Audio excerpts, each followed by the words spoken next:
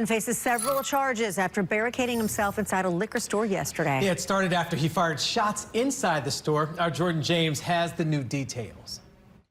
The window is now boarded up at Legacy Wine and Spirits after shots were fired inside of the business, leading to a tense standoff. Suspects walking around inside that storeroom. The man who was the center of a 4-hour standoff has been identified as Renaudd Broaden. He does have the firearm in his right hand. He's accused of shooting up Legacy Wine and Spirits after being asked to pay for a bottle of liquor that he allegedly drank. Smyrna police issued an active shooter notice and multiple agencies responded. Those in the area took shelter. I just be scared because anything can happen because the bullet ain't got a name on it. So if he get to shooting, I mean, he could go anywhere. That's my biggest concern. Despite the gunfire, employees and customers escaped unharmed as Broaden remained inside. He should be right inside the front door. The automatic door keeps opening and closing. Ultimately deciding to surrender and was taken into custody on multiple charges ranging from aggravated assault to aggravated robbery, with the possibility of even more to come.